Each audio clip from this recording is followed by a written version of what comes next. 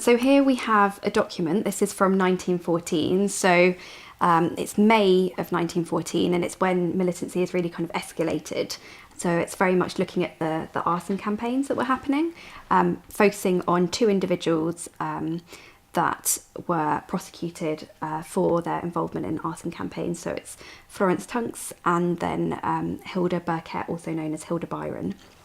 So essentially what we've got here is some of the records that the Home Office kept in relation to local police departments. So we've got the East Suffolk Police here, and they're basically trying to keep tabs on the arson campaigns that are happening, and they come across Hilda Burkett in relation to fire at the Bath Hotel in Felixstowe.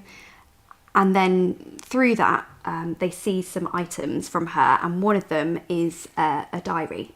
So what we have here is a transcript of that diary from January to April of 1914, following the movements that are recorded in the diary, and then trying to compare them to various arson attacks that have been happening to try and find out and prosecute, essentially, these two individuals.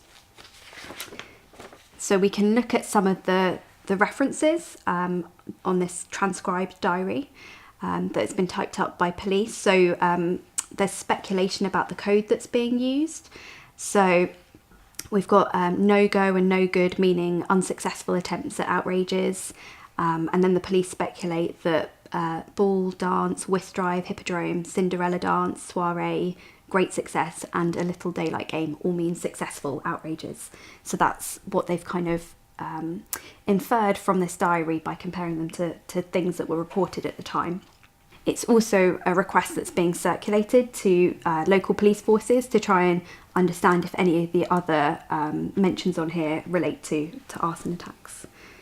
So we can kind of have a look through, and some things are clear by that code that they relate to arson outrages. So for example, February the 23rd, 1914, it says, "Joan and I to ball at our most satisfactory."